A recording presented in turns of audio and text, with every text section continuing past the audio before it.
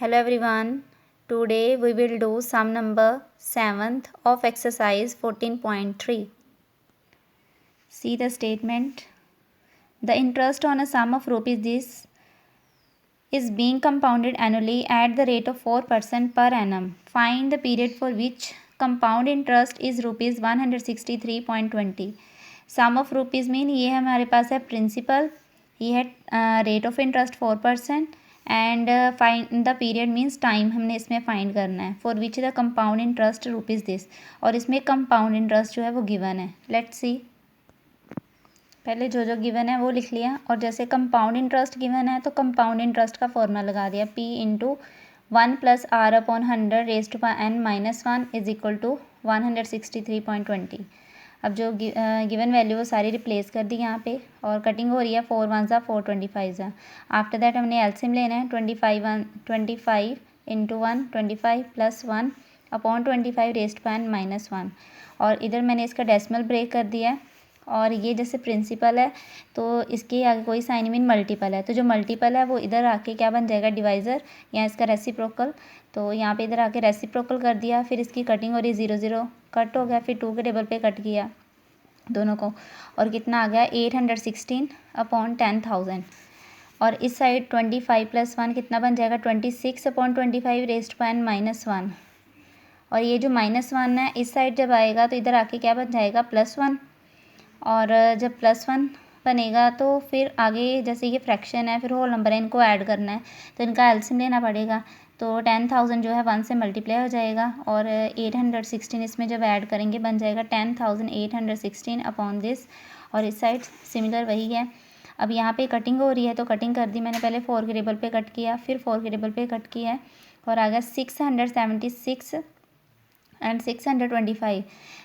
ये जो दोनों 600 जो 76 है, जैसे यहाँ पे है 26 अपॉन 25 रेज़्ड टू n, तो मीन जैसे हमने n फाइंड करना है, टाइम फाइंड करना है, तो बेस जो है वो इनका सेम है. ठीक है, बेस जो है वो इसका सेम है.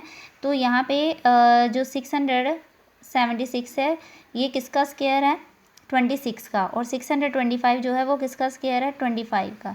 तो इसीलिए मैंने दोनों का जो स्क्वायर है वो कंबाइन कर दिया है. अब दोनों साइड पे जब सेम बेसिस हों तो फिर उनकी जो पावर होती है वो इक्वल हो जाती है. Therefore n is equal to 2. तो n क्या है, टाइम है, तो टाइम हमारे पास आ गया 2 ईयर्स. नेक्स्ट है सम number 8. See the statement. In how much time would rupees 5,000 amount to rupees this at 10% per annum compounded per annum compound interest. इसमें ये बोला है कि टाइम फाइंड करो.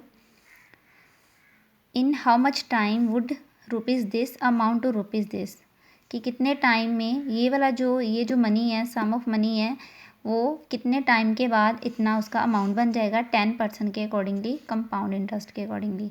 मीन्स ये हमारे पास है प्रिंसिपल, और ये है अमाउंट, और 10% रेट ऑफ इंटरेस्ट है, और इसमें हमने टाइम फाइंड करना है. Let's see. जो गिवन है पहले वो लिख ली वैल्यू, प्रिंसिपल, अमाउंट गिवन है, रेट ऑफ इंटरेस्ट दिया है, टाइम फाइंड करना है. एंड अमाउंट का formula amount is equal to P into 1 plus R upon 100 raised to n. Amount की वैल्यू आ गई, प्रिंसिपल की वैल्यू. ठीक है, जो गिवन थी वो सारी रिप्लेस कर दी. इसके बाद यहाँ पे कटिंग हो रही है. आफ्टर दैट एलसीएम लेना है. 10 plus 1 11 upon 10 raised to n. And इस साइड ये जो मल्टीपल है इधर, इसका 5,000 जो है इसका मल्टीपल है वो इधर ले आओ, इधर आके ये डिवाइज़र बन जाएगा. आफ्टर दैट कटिंग करनी है. कटिंग करके हमारे पास कितना आ गया, ये मैंने 5 के टेबल पे कट किया है. 5 के टेबल पे कट करके आ गया 1331 upon 1000 is equal to 11 upon 10 and whole power n. अब ये जो 1331 है ये देखना है कि मतलब जैसे ही 11 के टेबल पे जाता है, अगर 11 के टेबल पे आता है तो मतलब कितने टाइम आएगा. अगर 11 को हम 3 टाइम करेंगे तो 1331 होगा, क्योंकि ये 11 का क्यूब है, और जो 1000 है वो 10 का क्यूब है. फिर से वही है कि अगर सेम दोनों साइड पे सेम बेस हो तो जो पावर होती है वो इक्वल हो जाती है. Therefore n is equal to 3 years. ठीक है, ये है. इसमें हमें अमाउंट दिया था, जो इससे पहले सम दिया किया उसमें कंपाउंड इंटरेस्ट दिया था, और एनुअली करना था. कंपाउंड इंटरेस्ट दिया था और टाइम फाइंड करना था, लेकिन इसमें हमें क्या दिया है, अमाउंट दिया है, ये भी कंपाउंडेड एनुअली के अकॉर्डिंगली करना है, ठीक है, और टाइम फाइंड करना है। आगे next, see the statement of sum number 9th, in what time will rupees this become rupees this at 8% per annum interest compounded half yearly।